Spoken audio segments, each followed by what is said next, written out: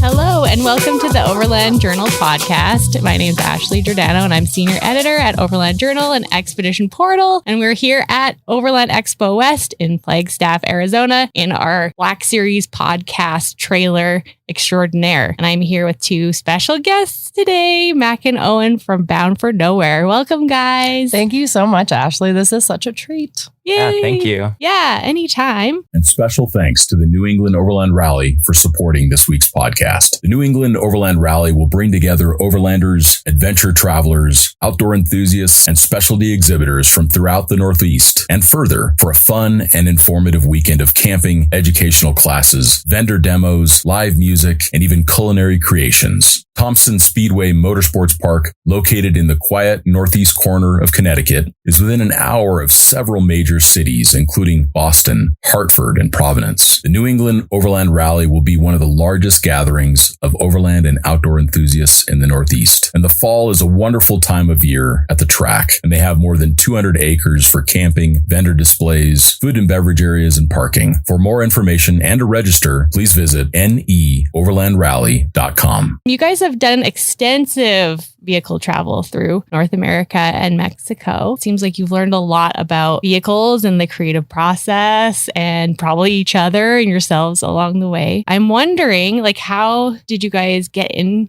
this? I feel like our story kind of starts a lot longer ago than the version that I guess we are talking about now. Owen and I, post-college, I think that it was 2 weeks after I graduated from college, we just kind of took our savings account and my Honda Element and hand-me-down tent from my parents, and we just kind of hit the road. It was greatly inspired by something that my parents did after college. When Owen and I started dating, it was an idea that he had always been really intrigued by. And so he was just like, we should do that. I'm always game for anything like that. So we just decided, we took our meager amount of savings and we got on the road, and we were able to travel for about 6 months with that money. And our objective, it was only like $6,000. So we really didn't have very much to take with us. We ate a lot of canned chilies and things like that. But we just wanted to go for as long and as far as we could. I am an Army brat and had lived outside of the United States for most of my life. And Owen is born and raised in the Southeast. Yeah. So I hadn't had a chance to see much of the country at all. It was a nice opportunity for us to shop for a new place to live. That was sort of the objective. Okay. Yeah. You're looking for the place. This was in 2008. So the economy was... It was 2012. Oh, yeah. Well, big difference. 2012. The economy wasn't doing super well. We were fresh out of art school and people weren't hiring artists and particularly not moving them across the country. And so we kind of realized over the course of that 6 months that we actually fell in love with the movement more so than one particular place. Because I think that we're also huge suckers for falling in love with everywhere, because everywhere has something really special and unique and interesting to offer. We just really wanted the movement more so than anything else. So that was kind of the inspiration for this 2.0 version that we're doing now. We spent a lot of time just getting ourselves prepared for this new version. That's just like setting up our careers so that we could work freelance remotely and then bop around indefinitely. Nice. So when you finished up that trip, what happened after that? Did you start looking for a vehicle? Were you trying to set up to work on the road? How did that work? So we actually ran out of money in Colorado, and Owen's family were in Atlanta, and we had just enough money to get back to Atlanta. And so we kind of raced back, and it felt like maybe 2 weeks later, you had a desk job. You're working in a studio. Is that right? Just to go back a little bit, we were in Denver, Colorado on that trip, and our friend was cat sitting the entire time.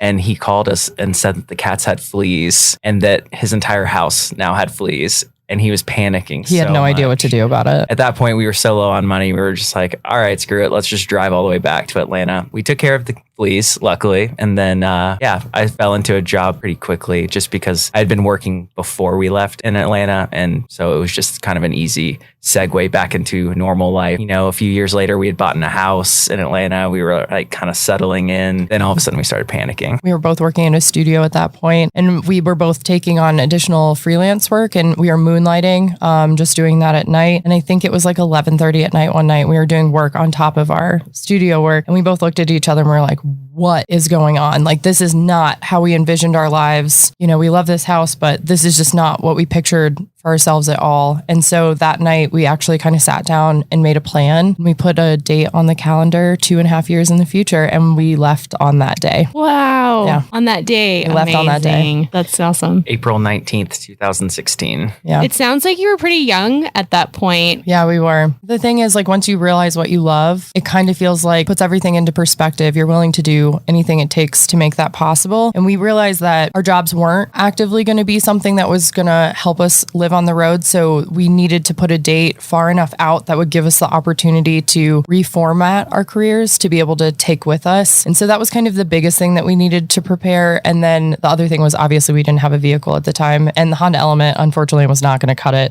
for full-time travel. So we just wanted to make sure that we had plenty of time to make that transition and to do all of the prep work. And that was the hardest 2.5 years probably of my life, to know that you want something and to see it in the future, and to just, I would sit in the driver's seat of my car in my office and I would hold onto the steering wheel and I would just be like, well, what if I just kept driving? What if I didn't stop until I got to the Grand Canyon? And it was just, it took everything I had to go into that job. But I think it instilled a sense of tenacity to fight for what we want. And patience. Yeah. I'm sure. Yes. Oh my gosh. Yeah, definitely.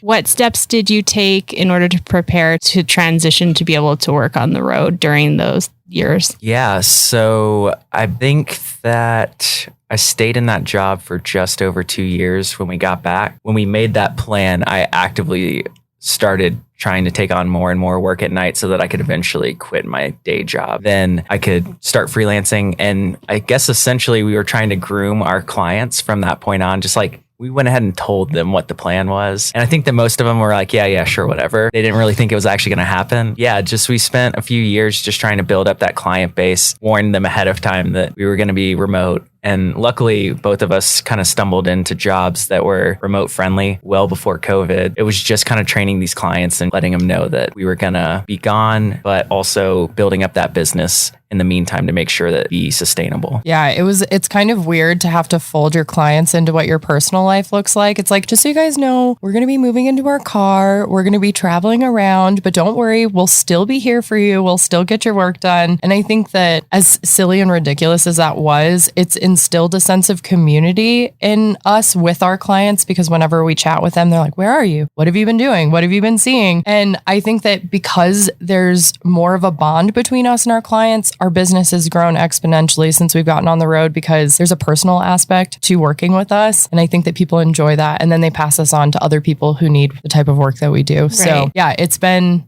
a really lovely process. And then we get to go visit them too, because most of them were not in Atlanta, which is where we left from. It's kind of cool that we get to catch up with all these people that we work with throughout the year, and then to be able to see them in their home turf. I do motion graphics. And so we were doing a bunch of stuff for TV and small startups in Atlanta. There's a big broadcast scene there. So we were doing TV show titles, end credits, lower thirds, things like that. And so that just luckily segues into explainer videos. Illustration is also involved in design in general. So I have like these three kind of things that I like to do and live in. Yeah. So I left behind, I was doing apparel branding. So I would design textile graphics that would end up on apparel. And that isn't something that is really easy to take with you. So I was just transitioning more into like packaging, graphic design, and illustration. That wasn't ever really my passion. It was just something that I was doing so I could transition into full-time freelance work, because pre-COVID world, you had to have something that was very specific to being freelance. And luckily,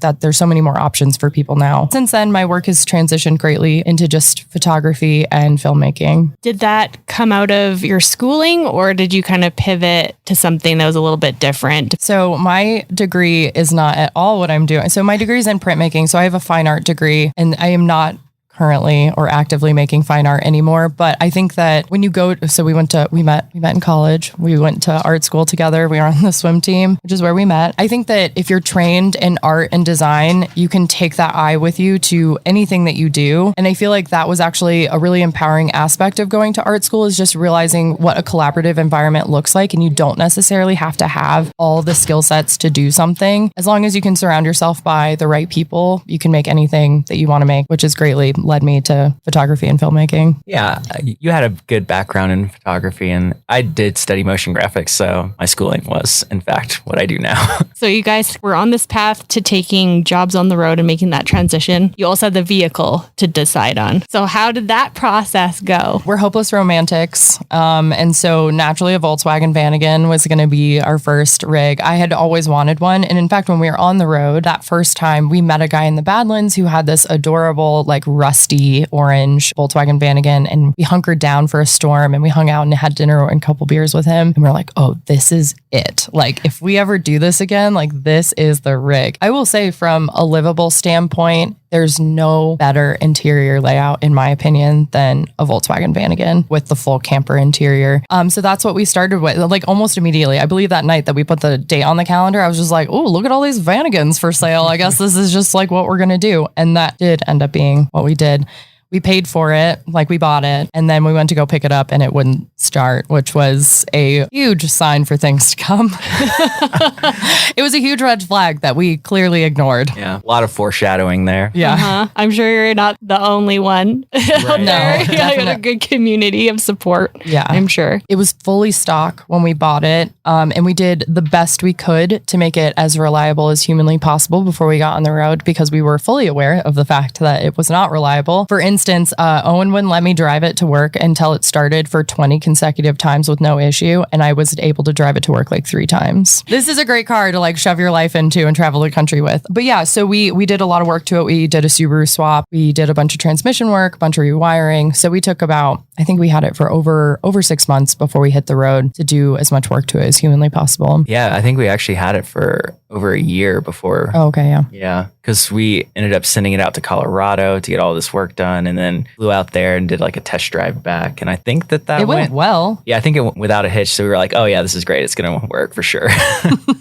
We broke down within 2 weeks of being on the road full time. So it didn't last long. Was the vision that you had of living on the road what the reality was? So that I feel like that's an interesting question because it's kind of a loaded question. I feel like because people always asked, was it a huge transition to get on the road? And the answer is no, for sure, because we had wanted it so bad for so long that it just kind of felt like a sense of relief once we finally made it happen. I think that it was a little jarring for our van to only make it to Vegas before it broke down for the first time. We actually broke down outside of the Hoover Dam. I think our fuel pump went into vapor lock because it was so hot. So yeah, it was a little jarring to get on the road. Oh, and we were also broken into in Miami in the first 2 weeks. Yeah, I think the honeymoon period, like we really didn't have one because immediately we went into like the sobering reality. We started in Orlando. We drove down to Miami in the Keys, and then we stopped in Miami on the way back. A week into it, someone broke our window and stole some food out of our fridge and a bunch of like diving gear. And they bled all over our van. It was, it's a pretty invasive and I think that pretty,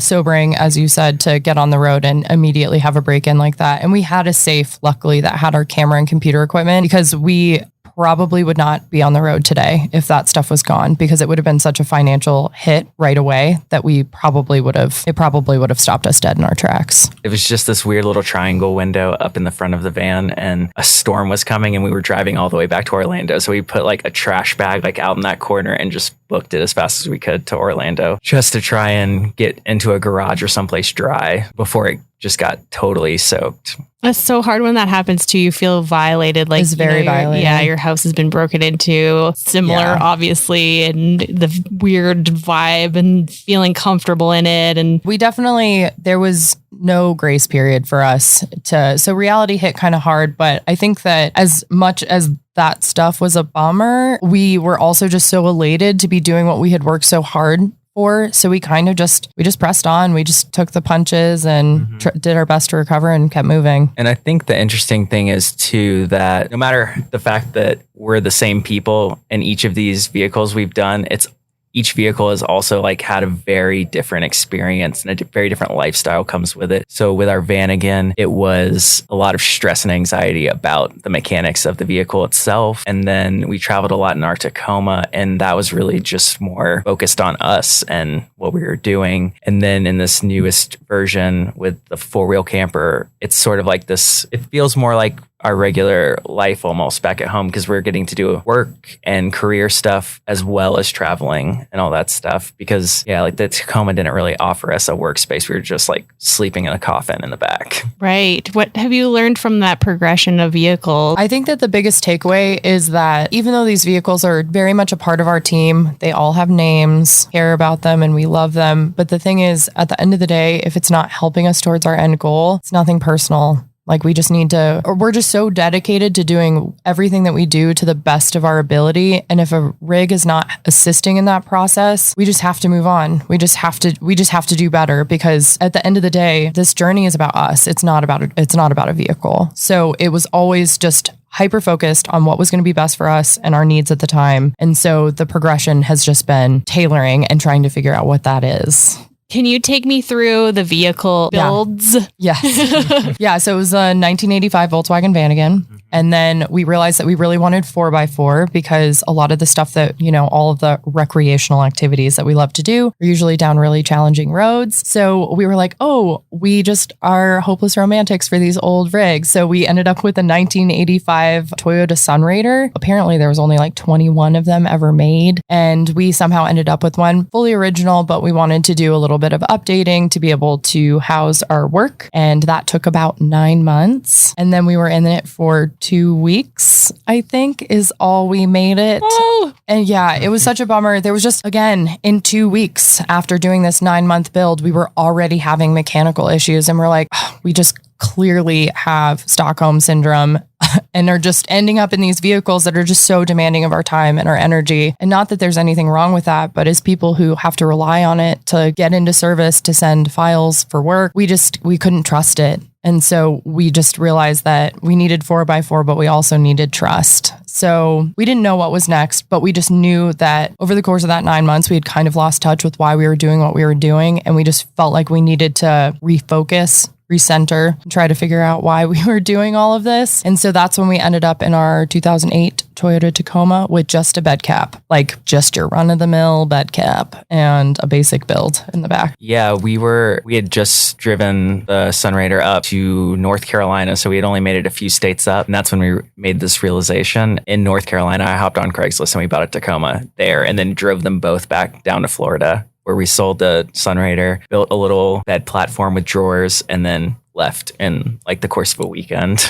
Yeah, seriously, we turned around. It only took about 3 days to sell the Sunraider, but it was really, really lovely. We had so much interest on our Sunraider that I was able to choose who purchased it. We were able to make sure it was going to somebody who really understood what it was and that it was old and special and deserved to be cared for in the way that she deserved to be cared for. So we ensured that she went on to another family that was going to care for her as much as we had, but she obviously just couldn't be a part of our life going forward. And then while we were in the Toyota Tacoma, we went up to Mainline Overland because we were heading up to Nova Scotia, Newfoundland, and Labrador. So we stopped in Philly to chat with them, and we knew that four-wheel campers had been pretty high on our list. And we just loved the floor plan of the flatbed, and it felt like it was going to give us everything that we had built in the Sunraider, but then the reliability, trust, and all of that good stuff that you get with a new vehicle. So we stopped in and had an incredible conversation with them, and we put a deposit on our build the day that we took the ferry to Newfoundland. Wow. So it was like, you guys move fast. Yeah, I was going to say,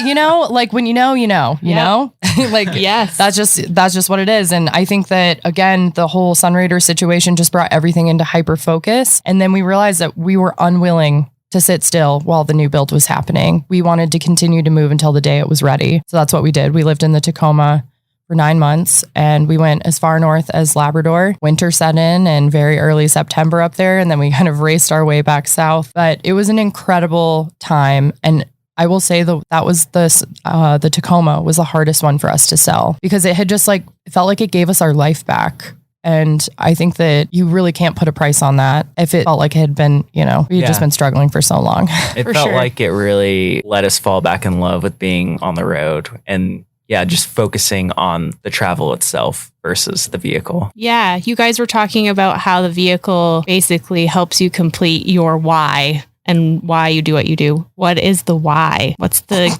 We're just like, I can only answer. I feel like you should have a separate answer for this. I feel like, cause but for me, I do this because I'm in search of inspiration for my work. I am a very creatively driven person. I feel like I'm willing to suffer for my art. If I'm creatively fulfilled, like I feel like I'm living the life that I'm meant to be living. And I am very inspired by nature, wildlife, and the people that we meet along the way. And I feel like those things just keep me extremely hungry to keep moving. So the vehicle is like a reliable platform for you to get out into nature with, or it's a facilitator. Which then fuels your creative process. Yeah, 100%. It allows us to chase what inspires us. Yeah. And I think that there's, like something to be said about constantly being not necessarily in a state of uncomfort, but I feel like there's this thing in society now where everyone just gets comfortable and they just like kind of go through cruise control through the rest of their lives. And I think that there's something to be said about being comfortable, but being uncomfortable. And so I think that helps us be a little bit more lucid and aware of things and like just take more notice of the things around us. And I think that that's also a really big thing that drives me, at least, to keep traveling, is we're constantly learning about ourselves and about the world around us. We're talking to people that we might never meet, getting influences from them, which, greatly helps us grow as people. Yeah. I think that, we have actually been sitting still for the last couple of months, somewhat against our will. And I think that, so we got on the road to come to Overland Expo for the first time in the last couple of months. And Owen and I, on the drive over here, we took like a week to do it. We just kept saying it felt like a part of our brain goes to sleep when we live in a home-like environment. And it feels like we're waking back up, getting on the road. Like we're just so much more attentive. We see details in the landscape and, and all sorts of things that we don't otherwise see. So it's just like this part of ourselves that goes dormant when we're in a truly comfortable environment. And I think that we just like the people that we are when we're more just like aware and attuned to like what's going on around us. And being on the road and this constant state of change, I think really keeps you sharp in that way. Yeah, I think too, spending that much time outside and really noticing sunrise, sunset, whenever I'm inside, I am not necessarily aware of what's going on outside. Yeah. And so feeling the temperature and all of that really makes you feel more connected for sure. Yeah. This is actually a recent realization I've had while we were in Alaska this summer. I think that we all know that we like came from nature, like we know that. But I think that when you spend so much time in it, I'm starting to like feel this sense of being home, like when I'm in the outdoors, more so than I am anywhere else. And I think it's just this connection to this place that we all have come from, but often feel very separated from. I always joke that when I'm inside, I see it's sunset outside, like I have like this weird sense of FOMO from like not knowing what's good. Like if I don't know what the moon phase is, like I'm kind of like bummed about that. And I'm not like into, astrology? Like I'm not even into astrology, but I just like to be in tune with what's going on in the natural world around me. So you guys went up to Alaska last summer? Yeah, this past summer. Tell me more about that trip. We started in Bellingham, Washington. At the time, the Canadian border was closed because of COVID, and we took the ferry up to Juneau, which was in itself one of the highlights of the trip, was just that 2.5 day ferry up there. We hung out in Juneau for a while, and then we ferried up to Haines and then drove all the way up to Fairbanks and then just journeyed all around the main sections of Alaska. We did our best to get out there into some pretty wild places too. Yeah, it was just a really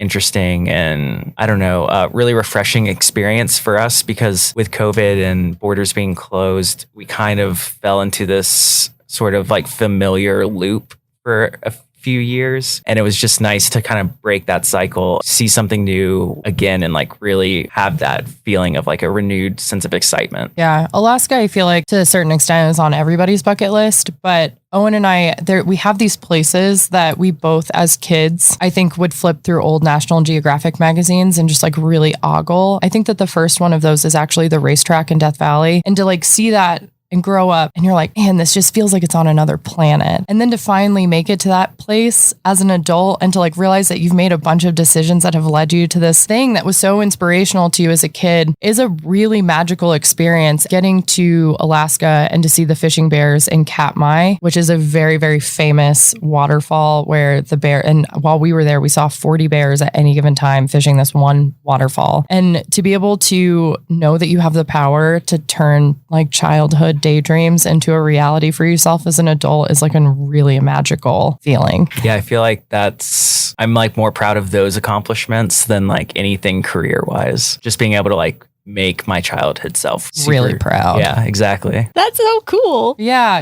It's really awesome. Like for instance, in Alaska, I was able to surf the boar tide wave, which is this really unique wave that happens twice a day during a tidal shift. It's just a single wave. So if you miss it, like you're out for 12 hours, like you'll have to come back and try again. I ended up getting in the water with that wave 6 times and I only successfully stood up on the wave, I think 2 or 3 of those times. But that was a wave that I learned about when I was 11 and I had wanted to surf it when I was 11. And it's so funny because I do feel like your goals change as you become an adult, but to like know that my interests have still kind of like kept this quiet burning flame inside of me. And again, these like crazy unrelated decisions that led me to the ability to get to that point to ride the wave. After I did for the first time successfully ride that wave, I got out of the water and just started crying because it's just like, it's such an emotional experience to be able to like make your own dreams come true. Completely overwhelming. Yeah, it's great. And I will chase that feeling to the end of the earth. This content is brought to you by Overland Journal, our premium quality print publication. The magazine was founded in 2006 with the goal of providing independent equipment and vehicle reviews, along with the most stunning adventures and photography. We care deeply about the countries and cultures we visit and share our experiences freely with our readers. We also have zero advertorial policy and do not accept any advertiser compensation for our reviews. By subscribing to Overland Journal, you're helping to support our employee-owned and veteran-owned publication. Your support also provides resources and funding for content like you are watching or listening to right now. You can subscribe directly on our website at overlandjournal.com. What other things did you guys learn from that trip about yourselves? By the way, this is the 3rd podcast at Overland Expo where somebody's been like tearing. Oh, well, that's a good sign. I'm glad because I feel like I'm always the one who ends up crying and it's just like that crazy girl who's super emotional about like the stuff that she gets to see, which, you know, is just a sign of how thankful I am for it. Yeah. But we went to Alaska, as cheesy as this sounds, with like really heavy hearts. We had 3 pretty major family losses over the course of a very small amount of time. And so I think that the both of us were kind of dealing with a huge weight of grief that was kind of showing up in weird and unexpected ways. In Alaska, and just having so much space because it really was just the 2 of us this summer kind of really allowed us to push through it and to realize what's important to us and what we want out of our travels, out of our professional lives, out of our personal lives. It just like gave us the space to process it in a way that I don't know that we would have if we were in a familiar place with a bunch of people. Like we would have never been able to sort through that. I'm definitely a meditate in motion kind of person, and it definitely gave us the ability to sort through it all. Yeah, I think being in a sort of far-flung destination where there's not a network of people we're familiar with or supportive of us, so that we were completely self-reliant for the most part, and we were mostly alone. I can only think of one single night the entire time that we were camping with someone else for the 3.5 months. And I think that, just having that time to ourselves to really process things, just talk about it, and it's kind of therapeutic in a way, process the grief. Mm-hmm. And you guys were sharing that story while you were on the road by filming. Yeah. So we filmed what ended up being a 15-part series about it. The series is called Lost and Found. I wonder what the title means. We showed up in Alaska feeling really, really lost. And I think that there was a lot of guilt that came along with that because we were stressed from work. We were sad. And it just felt like maybe we weren't being as attentive to this thing that we had been looking forward to for so long. But I think that over the course of the time and then the additional additional time spent editing that series, it really gave us the opportunity to like turn all of those experiences over in our hands and examine them and realize like how far we really have come mentally and emotionally from like when we first got there, just somewhere out there in the vastness of it all, we definitely found ourselves. Was it hard to turn the camera on sometimes when you were going? Yeah. Yeah, it is. But the thing is, I found that all of the moments that are hardest to pick up the camera for are the ones that I'm the happiest to have in the future, because those are the moments that are really transformative. Those are the ones that like really inform the person that you're going to be going forward. It's really special to be able to have that to look back on. We always joke that we make these videos. They're just like glorified home videos for ourselves. Like they're not for anybody but ourselves. And I'm really thankful to have these experiences to look back on. Yeah, it's interesting too, because we kind of do things a little bit differently where we film everything for the whole 3.5 months. And then we go take a look at it and decide. And I think having that hindsight really helps us see like how we started versus how we ended, and kind of create this arc and figure out the interesting points that we want to hit, the moments that really like were special to us. Yeah, I think that, everybody has a different process for how they create video work, but I kept a journal for the entire summer, which also I feel like was a very smart idea for like remembering some of the minute details, but I think also to help me like remember some of the harder days that I feel like I have a hard time remembering if I was just going to think back on it myself. But then when we came to start to like rough out the 15 episodes, like Owen mentioned, we're writing a story arc, but like none of it is like manufactured. It is what it happened as it happened. But it's just so cool to see the whole thing laid out like that. And then to break it into individual episodes and the story arc that happens within those episodes and how that kind of stacks up against the overall story. And it's kind of weird to look at your own life that way. But I think I do find it to be very, very cathartic. And I think that half of the personal development that has happened has been because of the editing of that series, as hard and challenging as it was to make 15 episodes, just the two of us. That's a big undertaking. It is. It won't happen again. We must hire an editor. How did you guys balance experiencing versus capturing? That's a great question. And it makes me happy. We've had a lot of people ask us here at Overland Expo about that process. And it makes me very happy that they're thinking about that, because I think that we live in a very binge-worthy society where everybody just like wants, but they're not thinking about what's happening behind. But that is very contrary to like what people have been asking us. So it makes me really happy that people think about that. For us, we're very communicative of how we're feeling and how we're doing. And we'll film some stuff, and then maybe there'll be like 4 or 5 days where we don't film anything because we just like need to have some time to ourselves. Because if we're not having a good time, nobody who watches this series is going to have a good time. So we just needed to make sure that we were staying in communication with one another and checked in to make sure that everybody was doing okay throughout the process, because it's exhausting. It's a lot of work. But also that's just how I think that's how we experience places. I would have my face pressed up against a camera regardless if I was ever going to make something out of it in the end, because that's just how we kind of process and enjoy and make art around the things that we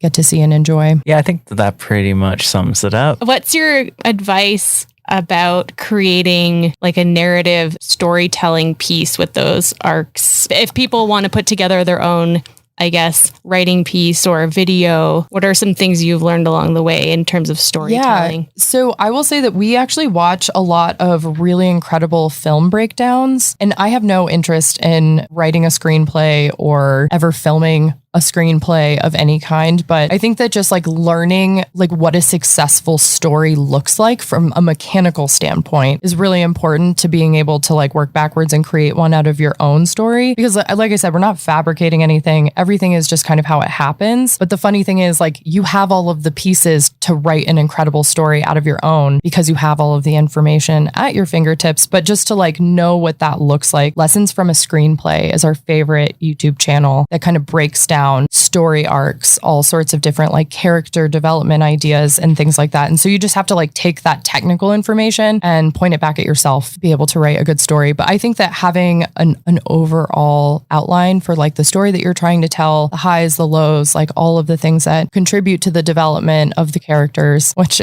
are ourselves. But I just think it's like really important to like write it all out, I call it a skeleton of our series. I try to like write the skeleton out and then I fill it in with the footage that we actually have. Yeah, and I think our particular style doesn't do a lot of talking head stuff. So it's almost like B-roll montages. And then like at the end of the day, Matt can kind of go back and see how she was feeling because she writes in her journal to kind of like get those feelings. And then she can write and eloquently describe those things and just like how we're feeling. And you get to do some research and talk about the education of the area and the history and things like that get us jazzed up. I mean, I don't know if everyone else is, but Yeah. it excites Yeah, us. seeing the whole experience through is really helpful. Like, because then you see the story like start to end is always going to be helpful. But much like Owen said, like looking at it as a whole, and then so the vast majority of our storytelling is done through voiceover. Again, it's just such a nice way to take it all, process it, write something eloquent, because I know what I would say in the moment would just sound completely dumb by comparison to what I could write after the fact. So that's why we tend to shy. We do shoot talking heads, and sometimes we'll use snippets of them because that's like how you can work your personality into it. But I think that from the overall story, I am telling the story after the fact. You guys are really passionate about, I would say, like tread lightly principles and leave no trace and leaving it better than you found it and conservation. Why is that so important? I was raised by a woman who everywhere she went, she was like, I leave a place better than I found it. Even if that was just like a rental car. My mom was like, this will shine brighter than when we got it. And I think that she just like really instilled this idea that we have to like take care of the places that we go to. And I'm very thankful for that because it is very informative of the person that I've become. We spend 99% of our time on public land. Our way of paying it forward, we don't pay to be there. It's like, I guess our right or whatever as Americans, like we all have access to these beautiful spaces. I want to make sure when I come back that it's gonna be there, that it's gonna be taken care of, that it's in the same condition that I left it in. I also want other people to feel the same way about it. And the thing is, like, it's all about connecting with the places that we go to. And if you care about it, you're going to connect with it. The more people that connect with these wild places, the more people that will care about them, the more people that will stand up for them, the more people that will vote for them, the more people that will ensure that these places are there in the future for us,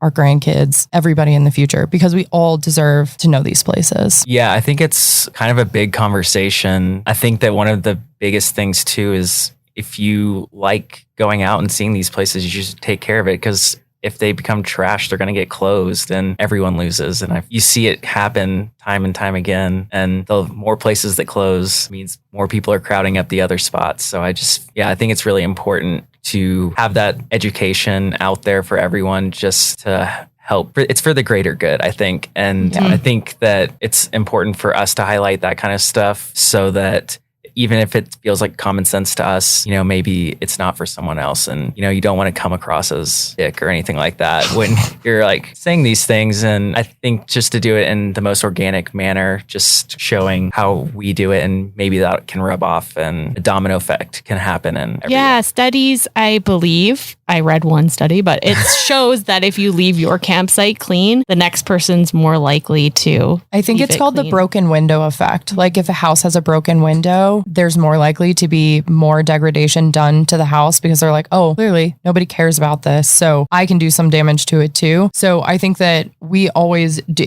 we really have so little space, but I carry contractor trash bags. I use our winch gloves for picking up trash. And I have like one of those cool little trash grabber things. I feel very official when I'm out there with it, but we try to take absolutely everything humanly possible that we can out. It's not uncommon for us to end up with our entire backseat full of trash bags or our entire camper full of trash bags. And I'm filling my house with other people's trash. And I'm willing to do it because I care about these places and I want to ensure that they're around for everybody. One conversation that was brought up at a panel here yesterday was the tendency to throw trash into the fire pit. So yeah, that's another thing to be aware of. And thank you for doing that. Yeah. I mean, the other thing is like, I can't enjoy a place until like, I can't sit back and enjoy the sunset until I've like cleaned the area. Like if there's trash, like I will not be able to sit there and enjoy myself. So it's also kind of selfish. I'm just like, I can't sit here until this is done. Like we must put your gloves on. We got work to do. Awesome. Yeah. Before we wrap up, there's one question that I'm going to steal it from Scott Brady today, but he always asks everybody in each podcast, what's your favorite book and why? I know it's so hard. I think that my favorite book that I've read, the one that jumps out immediately when you say that is The Emerald Mile, which is, yes. Have you read it? Yeah. Excellent so good. book. Mm-hmm. And yeah, I thought that was just a really great story, intertwining a specific narrative along with the history of an area. And yeah, just fantastic story. So for those who haven't read The Emerald Mile, it's about, oh my gosh, it's about so many things, but It's about so many history things. of the Grand Canyon and the incident where the dam broke. Yeah, it does go into part of that Right. history. Yeah, they were like nailing pieces of plywood on top of the dam to try The and Hoover hold it Dam, back. just to be clear. Yes.